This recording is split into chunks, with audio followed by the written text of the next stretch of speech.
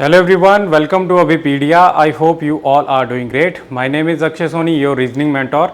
और जैसे कि आप स्क्रीन पे देख चुके होंगे कि आज जो हमारा टॉपिक है that is how to use PYQs to improve your skills को इम्प्रूव करना। देखिए मैं एसएससी ओवरऑल के लिए बात कर रहा हूँ। मैं SSC CGL CHSL CPO and जो MTS है इन सभी के लिए मैं ओवरऑल बात कर रहा हूँ। इवन आप ये जो चीज़ है जो भी मैं आपको बताऊंगा, ठीक है, वो आप यूज़ कर सकते हैं फॉर अदर एग्जाम्स ऑल्सो, ठीक है।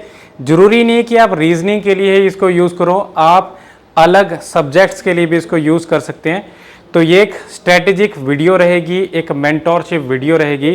तो अगर आप हमारे चैनल पे नए हैं तो आप हमारे चैनल को सब्सक्राइब करें, इस वीडियो को लाइक भी करें, शेयर भी करें, ताकि ऐसा वैल्यूएबल कंटेंट हम आपके लिए रोज़ के रोज़ लाते रहें, ठीक है। तो हम सेशन को शुरू करते हैं। सबसे पहले मैं आपको बताना चाहूँगा कि ये PYQs आपको हेल्प किस तरह से करेंगे, क्या क्या चीज़ें इसमें अवेलेबल है। PYQs का मतलब प्रीवियस ईयर क्वेश्चंस, ठीक है। आपने देखा होगा कि जो रीजनिंग है, रीजनिंग आपको अब टायर 1 में ही नहीं टायर 2 में भी देखने को मिल रही है। टायर 2 में आपने देखा होगा जो प्रीवियस ईयर का जो पेपर है दैट इज़ 2023 का, अगर उसमें देखें तो सेकंड टायर में भी इतना कोई हाई लेवल नहीं देखने को मिला था, इजी था।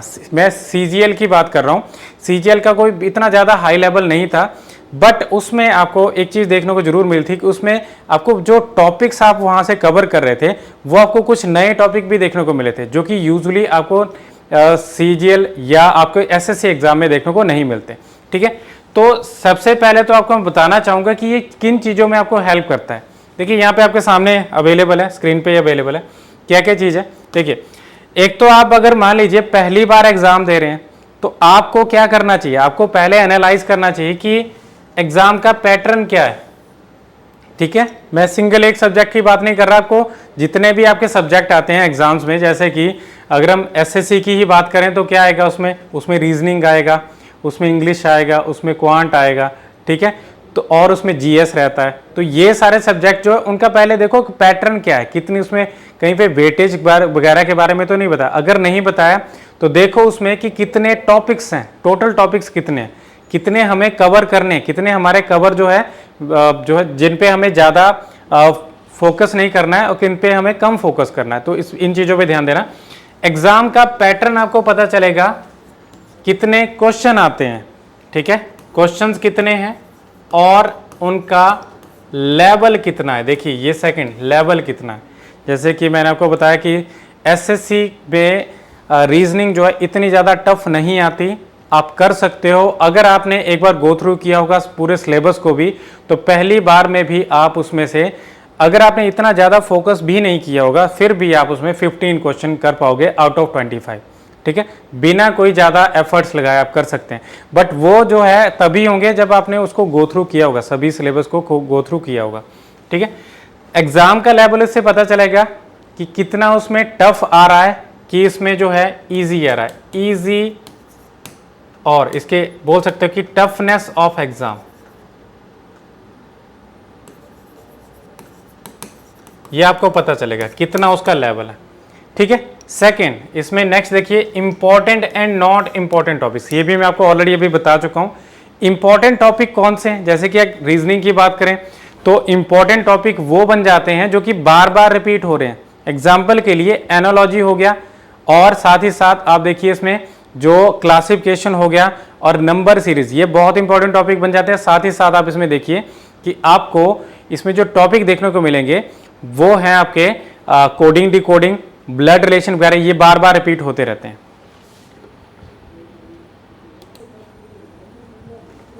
ठीक है। तो आपको क्या करना है, इंपॉर्टेंट टॉपिक्स और इन अनइंपॉर्टेंट टॉपिक्स को आपने क्या करना है, सेग्रीगेट करना है, बांटना है कि कौन सा आपको इसमें से जिसमें ज़्यादा एफर्ट लगाना पड़ेगा, कौन सा टॉपिक आपको बार बार देखने को मिल रहा है, ठीक है, वो टॉपिक आपके इंपॉर्टेंट है और उनका आपको ज़्यादा प्रैक्टिस करनी है, ठीक है।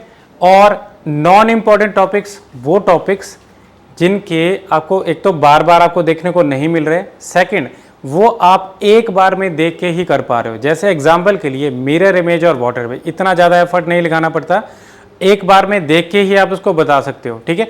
बट आप अगर नॉन वर्बल रीजनिंग का ही अगर एक टॉपिक उठा के देखें जो है फिगर सीरीज या जो है फिगर मैट्रिक्स एक टॉपिक है, उसमें आपको बार बार जो है उसमें करना पड़ता है, उसमें चेंजेस आपको देखने को मिलते हैं। अभी जैसे कि एग्जाम में देखें, आपको इवन CPO MTS में भी आपको कुछ हाई लेवल का क्वेश्चन देखने को मिल जाता है, ठीक है। तो ध्यान रखना है, उसका टॉपिक बहुत इंपॉर्टेंट है वो भी। तो इस तरह से आप सेग्रीगेट कर सकते हैं उसको, टॉपिक्स को, कि कितना वो जो है टॉपिक बार बार आ रहे कि नहीं। आप नेक्स्ट के देखिए, इसमें हेल्प्स इन प्रैक्टिस। अब प्रैक्टिस की बात करें, जैसे मान लीजिए आपने जो है पिछले 10 साल के जो है पेपर्स को देख लिया। 10 साल के पेपर वैसे भी इतने ज़्यादा कवर नहीं हो पाते, बट अगर मान लीजिए आप 2-3 साल के पेपर देखो, एक जो है शिफ्ट में एक दिन में आपकी 3 शिफ्ट होती हैं। 3 शिफ्ट का मतलब है आप एक शिफ्ट के क्वेश्चन को दे के चलें तो 25 क्वेश्चन है, 3 शिफ्ट के 75 क्वेश्चन हो गए। आप उसी तरह से अगर आप एक पूरे साल के करें तो 7 से 8 दिन का तक जो है आपको पेपर्स को देखने को मिलते हैं।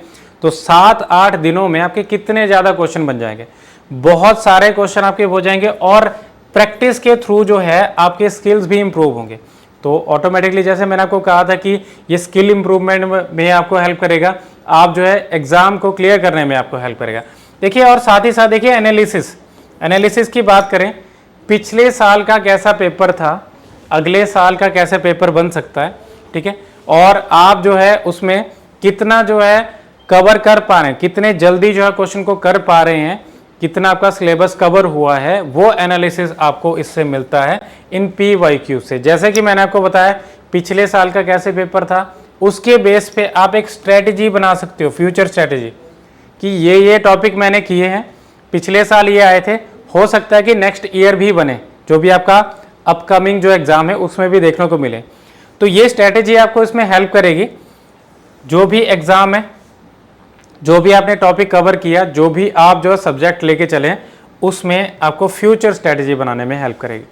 तो ये हैं जो कि PYQ जिनमें हेल्प करता है। और इसके थ्रू क्या होगा, अब देखिए, how PYQs are going to helpful in reasoning की बात कर रहा हूं मैं, ठीक है। आपके जो एरियाज ऑफ स्ट्रेंथ है उसको फाइंड आउट करने में हेल्प करेगा।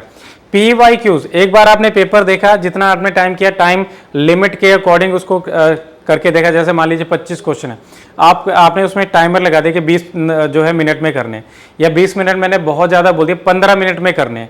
जो आपके पास टाइम जो रह जाएगा वो आप कहीं और जगह भी यूज़ कर सकते हो। तो आपको क्या करेगा, ये आपकी एरियाज ऑफ स्ट्रेंथ जिनमें कि आप स्किलफुल हो पहले से, उनको बताएगा, और इसमें साथ ही साथ एरियाज ऑफ वीकनेस को भी बताएगा, जिनमें आपको ज़्यादा प्रॉब्लम आ रही, जिसमें ज़्यादा टाइम लग रहा है। अब अगर आप जो टाइमर लगा के चलेंगे, जैसे कि हम यूजुअली बैंकिंग एग्जाम में करते हैं, उसमें टाइमर लगा के चलेंगे तो आपके स्किल्स इंप्रूव होते हैं, स्पीड इंप्रूव होती है, ठीक है, एक्यूरेसी बढ़ती है। तो वैसे ही आपको क्या है, आपको चेक करना है कि किन क्वेश्चन में आपको ज़्यादा टाइम लगा, वो आपके एरियाज ऑफ वीकनेस है, उसको आइडेंटिफाई किया, उस पर वर्कआउट किया। तो इससे आपको ये चीज़ें देखने को मिलेंगे PYQ से, ठीक है। बाकी वैसे भी पिछले जो स्लाइड है उसमें भी मैं आपको बहुत सारी चीज़ें बता चुका हूँ। एक्यूरेसी एंड स्पीड, अभी मैंने जैसे बात की एक्यूरेसी की और स्पीड की। एक्यूरेसी आपकी तब आएगी जब आप जो है अपना पहले जो है धीरे धीरे जो है क्वेश्चन को करोगे। पहले एक्यूरेसी पे काम करो, फिर आप अपनी स्पीड पे काम करो। वो कैसे आएगा, जब आप सेक्शनल टेस्ट देंगे, टाइमर लगा के चलेंगे, ठीक है, और बहुत सारे क्वेश्चन सॉल्व करेंगे, उसमें PYQs आपको हेल्प करेगा, ठीक है। बहुत सारे क्वेश्चन सॉल्व करोगे आप, उससे आपकी स्पीड भी इंप्रूव होगी और एक्यूरेसी भी इंप्रूव होगी, ये डेफिनेटली इंप्रूव होगी।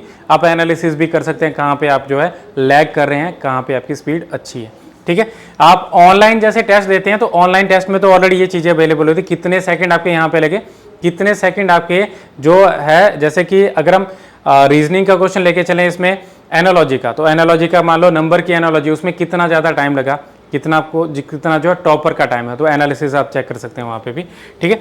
अब टॉपिक्स कवरेज, एक बार अगर आपने PYQs को देख लिया तो आप उससे आइडिया लगा सकते हो कि कितने आपके टॉपिक ऑलरेडी कवर हो चुके हैं और कौन कौन से टॉपिक्स जो है बार बार आने, जिनको कवर करने की आपको जरूरत है।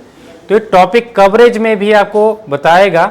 इवन अगर आप इसमें जब PYQs को करते हैं तो कुछ टॉपिक वहां से भी आप जो है कवर कर सकते हैं। जैसे एग्जांपल के लिए, मुझे तो नहीं लगता कि एक जो है नॉन वर्बल का जो पार्ट अगर हम देखें, जैसे कि आपका मिरर इमेज, वाटर इमेज, ठीक है, और उसमें से एम्बेडेड फिगर हो गया या पैटर्न कंप्लीशन हो गया, तो उसमें मुझे तो नहीं लगता कि आपको एक्स्ट्रा से क्लासेस लगाने की जरूरत है। वो आप PYQs के क्वेश्चंस को भी देखोगे तब भी आपको आइडिया हो जाएगा। PYQs को देखो, ठीक है, आपके टॉपिक्स कवर हो जाएंगे। ओके, तो ये आपको चीज़ें इसमें हेल्पफुल रहेंगी और आपको बेटर अंडरस्टैंडिंग में भी हेल्प करेगा। पेपर कैसा था, कैसा आपका आ सकता है, और सब्जेक्ट ही बेटर अंडरस्टैंडिंग में हेल्प करेगा। ठीक है, तो ये था हमारा सेशन। आई होप आपने इसको अच्छे से गो थ्रू कर लिया होगा। आपने जो मेरी बात, जो मैंने आपको बातें बताई उनको अच्छे से फॉलो किया होगा। ये स्ट्रैटेजी अपने एग्ज़ाम में यूज़ करें, PYQs को जो है यूज़ करें।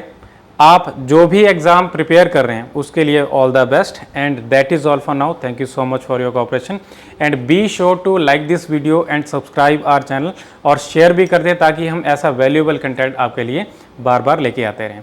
Thank you so much for your cooperation.